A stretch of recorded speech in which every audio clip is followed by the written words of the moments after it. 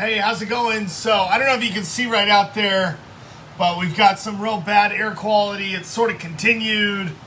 You know, I thought maybe it would just sort of be in a certain area. So today I was kind of trying to figure out, whether it was going to get better or not. Obviously, staying inside becomes, almost mandatory at this point here in Washington State. I mean, the way it looked early this morning and everything. So I was trying to figure out, what the best way was because, yesterday I drove out to Mount Hood. I thought, it'll be clear by Mount Hood, but it certainly wasn't. And then this morning I looked outside, it looked even worse. And so I thought, what can I do in terms of sitting in here and figuring out what to do? So I'm going to play this. I found this. This is from Washington State, and it's kind of an inventive way to kind of fix a fan a little bit to clean some of the air because I do get a lot of dust and stuff in my apartment. And so I'll play this. Easily make a do-it-yourself air cleaner to remove tiny harmful particles and bad air. Lay a 20-inch box fan face down. Put a 20-inch furnace filter with a MERV rating between 11 and 14 on the back of the fan where the air comes in with the flow arrows pointing to the front. Hold the filter in place with a bungee cord. And that's it. Use it in a small room with the windows and doors closed. As the same air keeps moving through the filter, it captures more and more harmful particles. Don't put it in an open window. It will pull in more bad air. Tests have shown that tiny particles in the room are greatly reduced using this fan and filter. Check and change the filter when it gets dirty. The filter may make the fan work harder and get hot, so turn it off when you're not home. Find out more on our website, ecology.wa.gov. Okay, so what I'm going to do is because obviously I don't have I don't have a box fan, I don't have a bungee cord, and I don't have a HEPA filter. But what I can try to do is something sort of like it, right? Because that's sort of the gist of the video, right? So I do have my fan over here. And I'll show you that it has collected quite a bit of dust, okay? So I got all this dust on my fan here, okay? So I got all this dust on my fan here, and I have been running it and stuff. So what I'm going to try to do is see about figuring out. It says it's designed in Kansas. What I have been doing is vacuuming it clean so that I get all the stuff out of there with a vacuum. Vacuuming it clean. I can use the vacuum again, but it just builds up so fast. Just all on the plastic parts, on the plastic pieces. And even inside here, it's tough to get my hands in here to try to figure out. And this really becomes almost like a larger sort of science question, right? Like, where in this display, right, this fan display, would you apply the filter on the outside, which brings the air through the side and contributes through the power flow, which seems like it's right here, right? Or would you actually, put the filter on the power flow, right, which is right here in the center? I don't really know, but I'm just kind of wiping this stuff. All this stuff kind of comes off, and I'm thinking about that vacuum on here. What I'm gonna do, but what I am gonna do is I had some clothes and stuff that didn't, just kind of got old and stuff. So what I'm going to try to do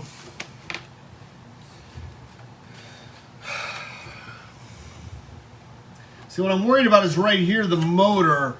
You don't want this motor to get too hot.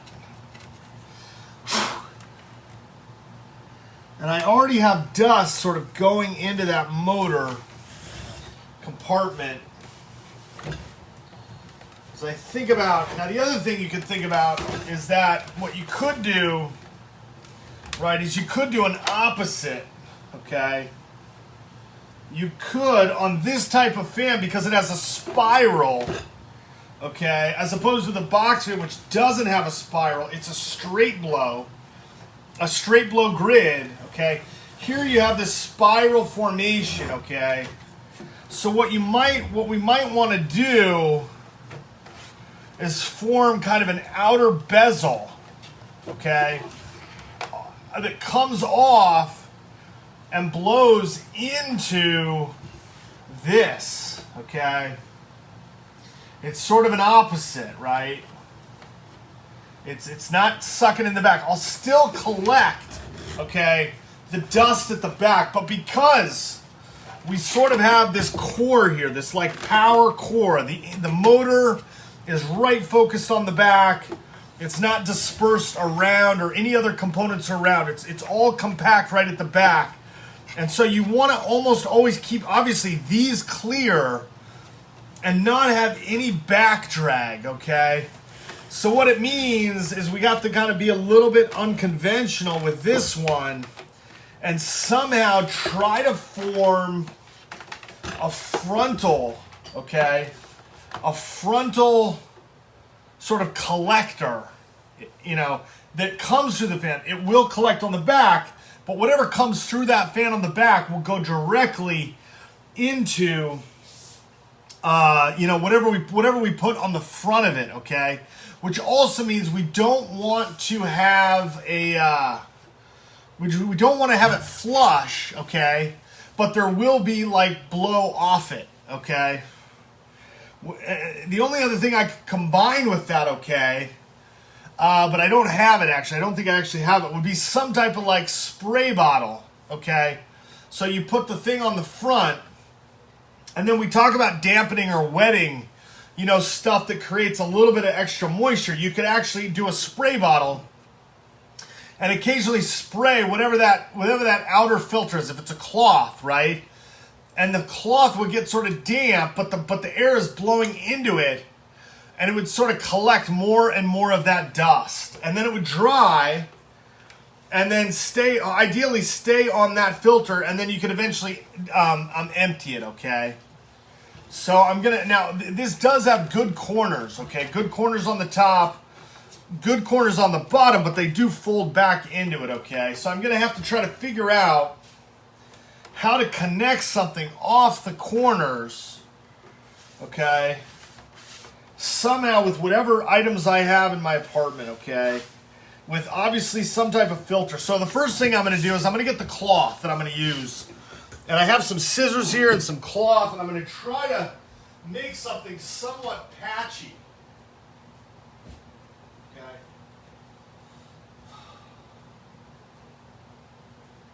The best part about things that are patchy, okay, is that you can sort of fit them together sometimes.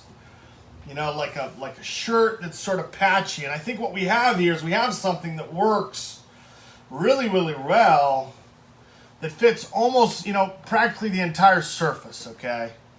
So our surface is totally full here, okay? Which then means we have to figure out how to attach them to the corners and then also sort of create kind of an area that the fan can blow into and then blow out of. So I also stay cool from the fan in some way or the other, okay? Now I'm just going to try to figure this out. The best part about this is that this being an old shirt still has the shirt top on it. So in some ways, I don't necessarily, it's not a powerful enough fan to let it flow loose like you know, sort of a free flyer, right? I also have another one here, but I'm gonna keep this one right here. And then what I'm gonna have to do is do a little bit of fan testing, but not yet until I have an item here. So what I have here, attaching cloth to something, right? You always wonder whether you tie it. You can use tape, but tape sometimes gives a little bit. So we have to kind of figure that out. One thing that I possibly may use, okay, which I don't haven't actually saved them, but I'll use them for this purpose, okay? We're gonna look at using a disposable razor, okay? Disposable razors are great. You shave with them, you know, dispose, and then you sort of dispose them, but there's sort of this formed, sort of thick plastic thing here. And I want to look to the center of this in terms of getting something that comes off the center, but it would be really hard to kind of place this on here without, you know, you obviously don't want to have damage from the razor, right? You could break this off as it's disposable and then try to figure out, you know, what best to use. But in terms of attaching something to the side, okay, what we can try to do is remove the razor because this is a disposable product. Well, that's the cover. And I think there's a little lift here that can somehow take the entire top of the razor off, but in still being kind of careful in the manufacturing process. Now I'm gonna be careful. I might have to use the scissors or something because it seems like these snap on in the manufacturing process and then they sort of just kind of stay on. And I don't always know how they're supposed to come off. Obviously not. You're supposed to dispose them. There is little things at the side. So what I'll get is try to use scissors at first. And then the top basically comes off this. Okay? So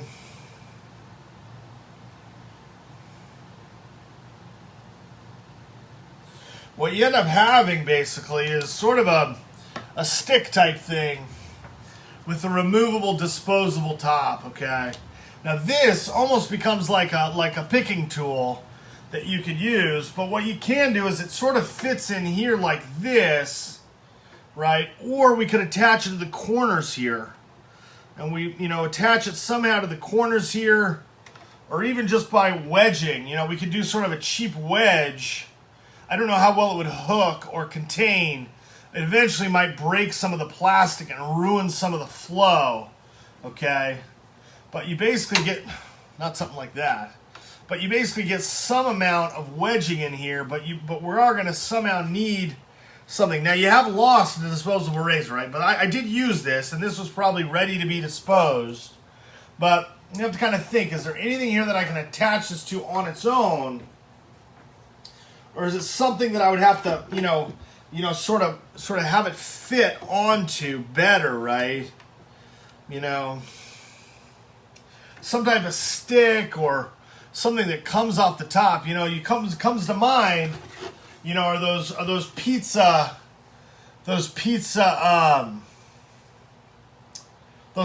tops, right? You know, that you kind of put on the top. Somehow, you know, you could attach a cone here or something like that. I'm just trying to think of, you know, how this would work. I mean, you throw these away. Now, on the flip side of this, you think, oh no, I'm going to get in trouble. You know, I'm going to have to quit shaving or something because you abuse the disposable razors. I don't know. I hope that's not really the case, obviously. I mean, you do dispose these, and these sort of go in the garbage, you know, and they are reusable and stuff, but, you know, it's a little bit low. It's almost like if I could get some type of, you know, like antenna or telescoping antenna, you'd almost want to build sort of a triangular type of, you know, what we'd talk in, you know, college math, calculus, like a conical, you know, a conical sphere or something. The problem with that is that it doesn't diffuse the fan, it focuses the fan, and you end up having a little bit of a problem with that airflow if it's a solid, you know, conical formation on the top. So I had this professor in freshman year math, I think it was calculus, something. His name was Professor Tyndall at Franklin Emerge College, and we got into this sort of, you know, this talking about conical sections and how to either look at the volume or the area of a conical section, which is basically part of a cone. And it really gets out there in terms of what you can visualize. You know, when you're in high school and you're looking at geometry, you have the rules, the 90-degree angles, the lines that intersect that create, 360-degree angles, right? And you kind of think, okay, what are the rules, for the congruent angles, parts like that.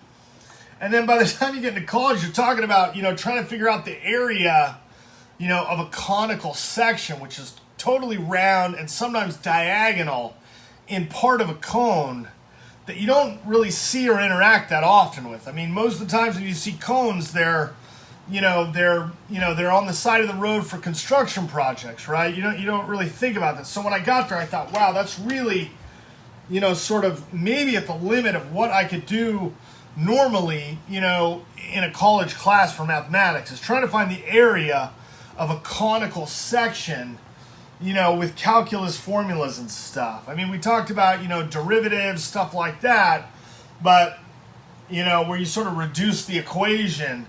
But when you think about a conical section, I mean, it's just sort of like, how do you think about that, right? I mean, even when you think about tests, high school tests, stuff like that, you think, oh, geometry, if push comes to fail, I can try to think about it as if there's a ruler or as if there's like, an area on the page or whatever I'm looking at to answer. But, when you have something on a test, obviously you're in college, there's not really standardized tests, but when you think about, that, it's just sort of, you end up saying, wow, I don't know that I can actually visualize that. Whereas before, on something on a piece of paper or something with a square or a circle, it becomes totally different. So that was one of the things with college math that you really end up thinking about. And even now, without even having the fan on, you almost think about, accounting costs, or the cost of something, I forgot what it's called, but it's like, I don't have the fan on me right now because I'm trying to work on it. And so you have some type of opportunity cost, right? If I'm going to fix this fan, what's the opportunity cost of not having the fan blow air on me while I try to fix it? So I really don't know.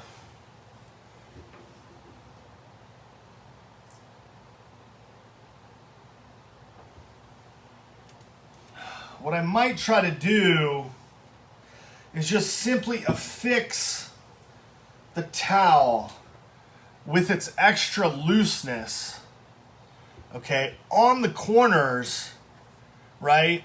And then sort of let it sort of blow out from the fan in whatever that, whatever that sort of, amount is.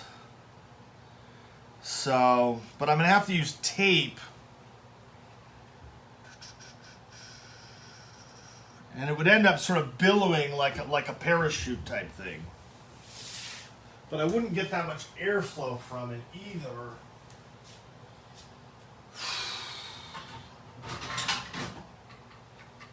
Oh, no, that's the wrong tape. The difference between living in apartments and a home is that in a home you have sort of like this whole workbench type thing, or you go out to the garage and fool around with stuff in the garage for a couple of hours. In an apartment, you might have gotten rid of everything already. You don't have that, whatever special tape or glue or, anything is. You basically just say, well, what am I going to work on? So I'm going to try to tape this the best that I can, but it's not really considered a good tape on there, right? And then I'm going to kind of let that hang and do sort of the same thing on this side, but I am going to cut some of this heavier material off that will hold it back a little bit in terms of being so heavy. I'm a little bit concerned. I thought, why don't I just do it with the heavy,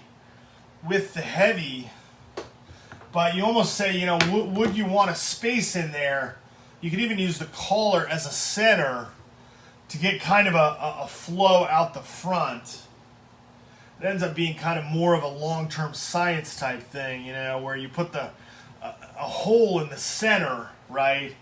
And then it kind of blows out from there. But I could try that later with the hope that the fan doesn't cause it to tear more. Okay.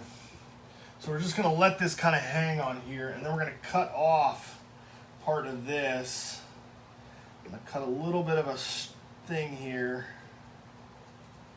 Okay. I'm gonna leave that while I tape this here.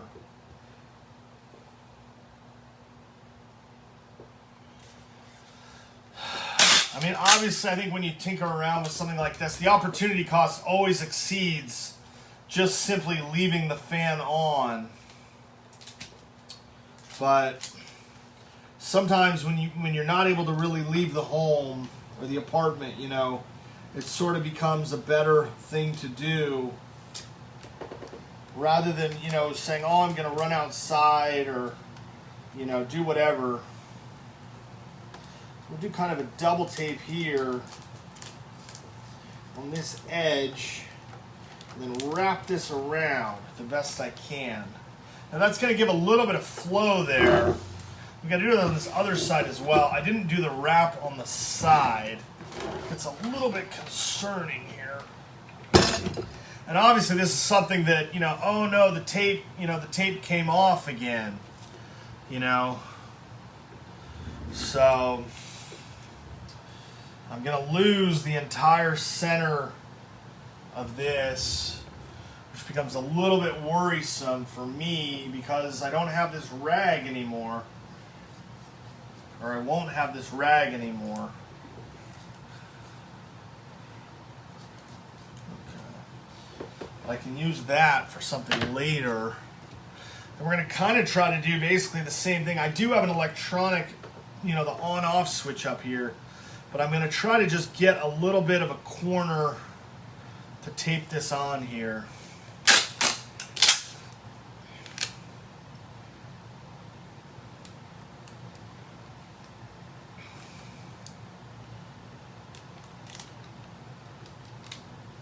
One thing you can do is you can cut the tape sometimes, right? You do. I don't know exactly the best way. I'm going to cut up to the corner with the tape. And then that way you can fold the tape on both sides so that you get a little bit of a separation and you can kind of bring some of the other part of it back in and it sort of forms a solid corner there. And of course I'm going to have to do some tape on the side because I don't have that same sort of level of attachment there.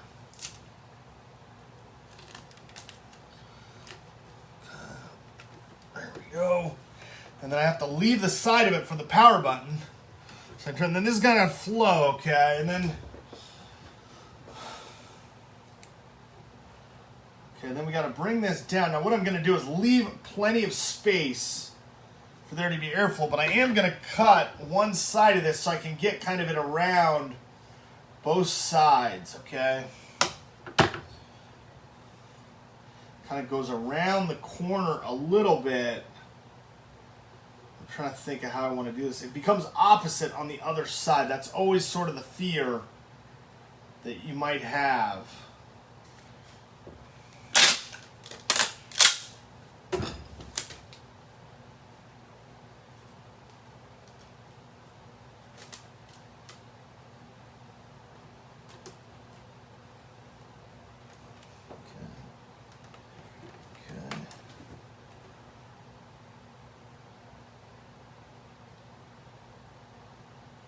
I'm just going to do kind of a loose second part of this.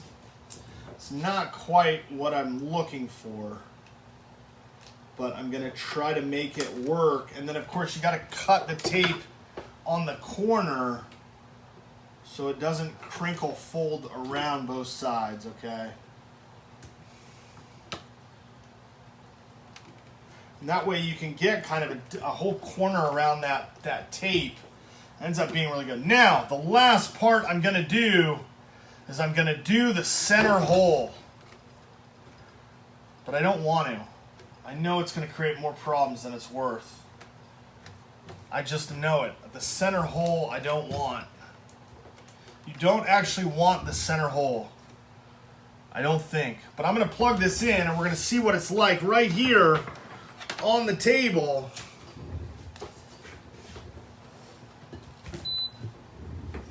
Okay, ready?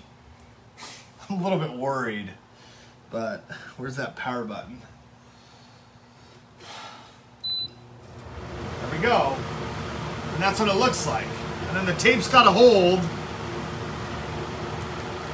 And then it comes out, you basically get some airflow.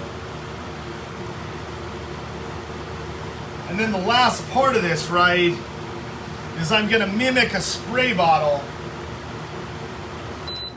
I'm gonna turn it off, and then I'm gonna try to mimic a spray bottle, because I don't actually keep a spray bottle, and you don't want to use something that has a detergent or a cleaner in it, but you basically just want to get the other part of the rag, okay? Just get kind of the other part of the rag a little bit.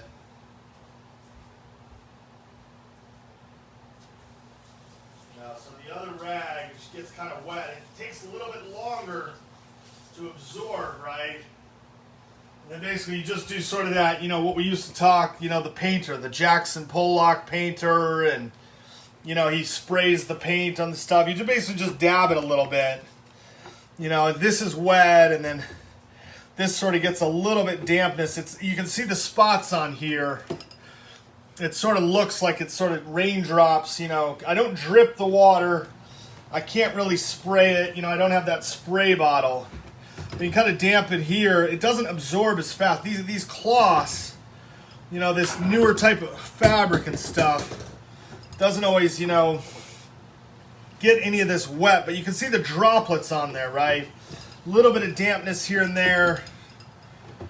So I didn't actually use, the razor, which is good.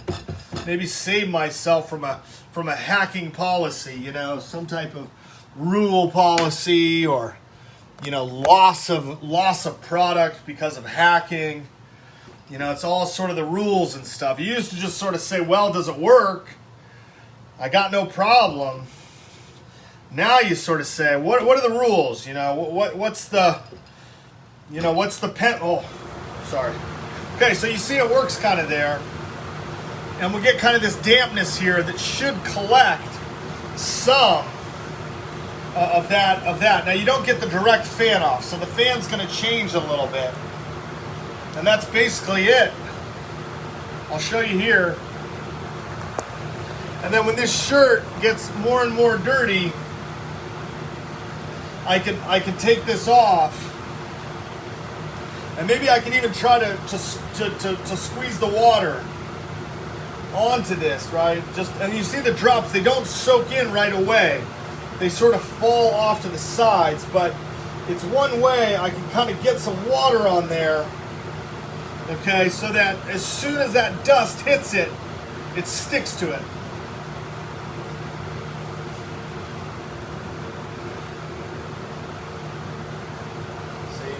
Kind of rolls off the side. It's such a difference of fabric, something that absorbs it immediately, or something that it rolls off the side. You can see there that those little droplets stick in, or they roll off real quick. I don't want to pour a cup, but I just want to get a little bit of the water on there.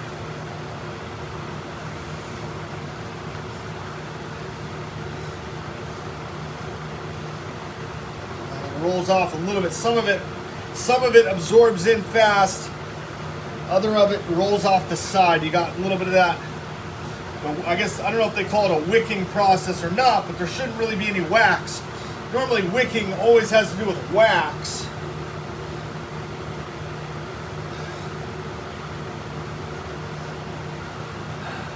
Some of that water goes off, obviously, on top of some of the other electronics there. That's why working with a fan and any electronics with water can sometimes become sort of a dangerous sort of no-no.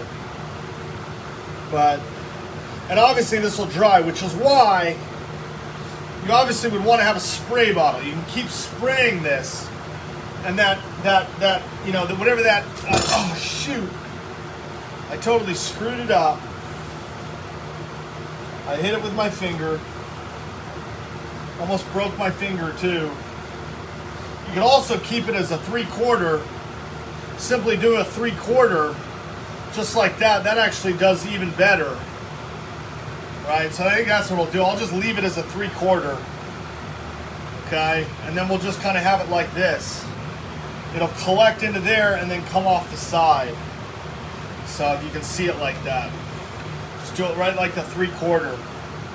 Obviously that's fate, you know, fate comes into play. I'm moving my hand and my finger lays down lower, jerks up, knocks the fabric out of the tape. So fate was meant to be. So I'll remove the tape. I won't try to fix it, and I'll just leave it. It's sort of the happy medium. I don't know if people talk about that, but here, you know, you try to not fix something, because I wouldn't actually technically call this fixing this, but this fan you can't clean, right? So it comes from Costco. You're not able to remove the back filter to clean the fan blade or to clean the filter, right? So it's not broken, but it can't be cleaned, which means if it totally gets gunked up over the years, right? You know, you have this 3 years, 5 years, 10 years, 15 years, 20 years, right? You somehow have to figure out how to clean it without being able to open it, right? So the fan works really well, but it's uncleanable. So you try to do something like this, but as soon as you do it, you get interference, and you break your own work with almost a broken finger or a dislocated finger, right? And so sometimes you just say, well, you know, that's fate. You know, just let it happen, let it break, or just let it sit. But sometimes, you know, people, you know, that when I grew up, you had to fix stuff, otherwise, you know, you'd get injured, or you'd keep getting injured, or you wouldn't feel well, or you'd keep getting sick. And now sometimes there's so much penalty and interference. You get penalty on the good side, and you get interference on the bad side. And so, you know, maybe if I'd used the razor, I'd have penalty of not using the razor, but I do it like this and I get the interference from the bad side, and I just sort of have to say, well, I guess that's fate. I just have to leave it. You know, maybe I remove the whole thing. You know, sometimes people get mad with the interference and they remove everything. They just say, go back to what it was before, right? I think that's sometimes better than doing, you know, the penalty, which means, you know, you don't have access to the razor anymore, you know, which sometimes is a worse penalty, because then you forget about everything.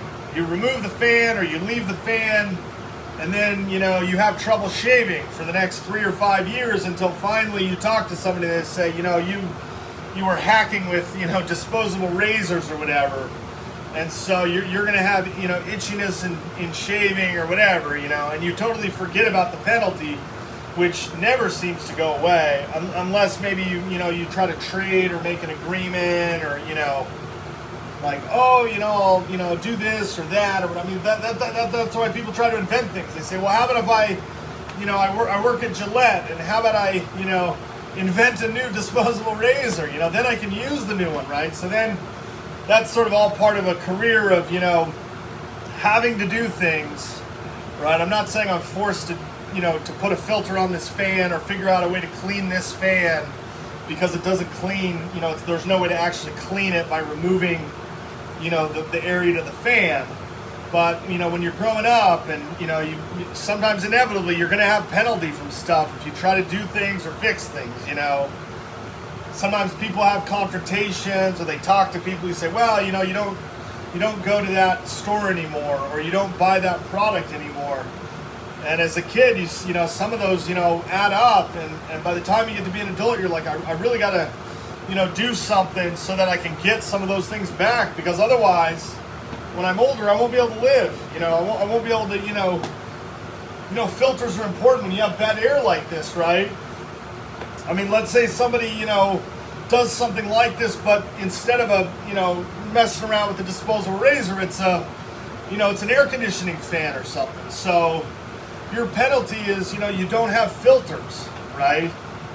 So you know, by that time, usually the person's a little bit older. Then they have a real worry. You know, I've got an air filter penalty, which means I might not be able to live very old and I somehow would have to come up with some idea or something that would allow me, to be able to have the non-penalty from the filter. So the penalty from the filters to go away, right? And so it ends up becoming really tough for someone or for people because if that happens as a kid, you might work your entire life or until you're an adult or 25 or 30 or whatever to try to say, I was doing this thing as a kid or whatever. I got to try to get that non-penalty go away. But as you're working on that and you're doing everything, you get that interference, right? And you're like, man, I don't really know that I was moving my finger that far. I mean, it's not common that I would flick my finger up, disattach the towel from the tape, and have it just like flow like that. Normally you'd bump the fan and nothing would happen. You wouldn't actually separate it like that. I mean, stuff like that happens all the time. You're like, well, that's the interference, right? But I guess that's better than the penalty. But a lot of times, you don't always remember the penalty. Sometimes the penalties on the interference side, right? You don't always agree with them, and you try to figure out what you're going to do. Like, oh, you're going to eventually have to file bankruptcy, or you'll lose a job because you were trying to make a fan cleanable or something like that.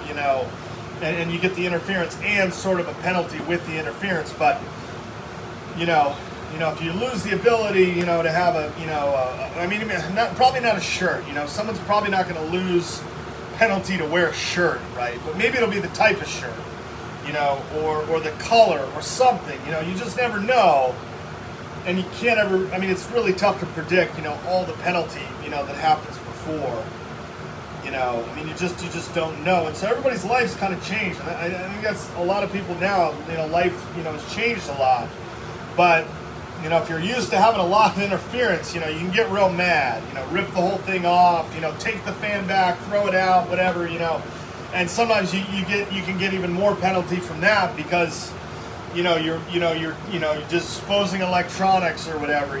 So everybody works really hard, doing whatever they're trying to do, and I'm actually, worried myself. So what I'm going to try to do is reattach this and see if I can actually just go back and use it again, the next time I shave, because, it ends up being a test kind of piece, not an actual, part of the fan. So there, it fits back on. The cover comes off, and I can definitely, reuse this. So. As you get older, you get worried. When you're in your 20s, you're a singer on TV, or even someone singing on TV or trying to be on TV or be successful or, doing whatever. Sometimes you don't worry. You're like, oh man, I'll have that, I'll take that, I'll do this, and sometimes what happens is you get the penalty because there's going to be interference. And until everybody sort of sits down and figures out everything that happened, right, you have to deal with the penalty that's dependent on the resistance, and it can make your life real difficult for a while if you have that. I don't know that we have as much of that anymore. And so sometimes it takes a long time for everybody to sit down. 30 years, 40 years, which shouldn't always happen, but. Kind of creates problems when maybe the people you're talking to say, well, you're going to have this penalty because you're going to have this resistance, and we're just going to have to deal with that until something else happens, where you kind of resolve both of them at the same time. That's the whole thing with the video. There's video cameras in stores and malls and shopping centers, and what were you doing? What did you do at that time, right? And so some people relied on video. There's video, and I didn't use the razor, and so sometimes people say I never even touched the razor, right? And then other people said, I tried to use the razor, but I realized I shouldn't use it, or I couldn't use it. And then you get the interference, and then we say, well, how do we know? where can we resolve this? Do we have, something that shows, exactly what you were doing? So maybe you can look at it, and they can look at it, and we can look at it, and we can say, okay, that's what needs to happen, or whatever, because a lot of times, it just sort of goes on and on. It's like, well, maybe, the story was, the fan requires a permanent rebate, every month, that this fan, requires a rebate, all of a sudden, I need to, go to a job to get an extra paycheck as a rebate, for the rest of my life, right, or whatever. And so, sometimes, someone says, well, we actually don't think that happened. They say, well, there's no recording, there's no, instance of this, and as far as we're concerned, that's a rebatable, fan. So, every time you go to the store, we'll just load the rebate, onto that account, because of that fan, 20 years ago, 30 years ago. So, and other times people are saying, hey man, like, I'm trying to, figure this out, or like, I really don't think that happened, or this happened, whatever. So it does get a little iffy, but I did see that, the Department of Ecology had an actual video on, on YouTube there. So I said, maybe I can kind of try to do this. So, and I sort of don't always know. I think what I'm going to do is just sort of leave it as is with the interference, and just sort of leave the corner off it, and maybe try to get a little bit of more water out of here. Just squeeze a little bit more water onto here,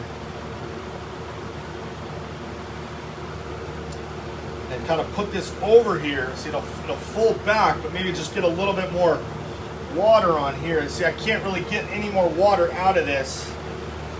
I get a couple drops, and then it's going to dry again. So, but when you, so that's about it. I mean, I'm just going to kind of end there. So, we do have real bad air quality. So people may be thinking, what can I do to make the quality of the air better? I don't always know. I did end up cutting up a rag, so I have different rag pieces here now. And I'll just sort of leave this, put this back over here, and then if I don't get enough airflow on me to cool me or keep me, sort of better, and I don't think I'm actually going to spend the money on a spray bottle either. But I'll just sort of leave this over here. I'm going to end there. I hope you're doing well.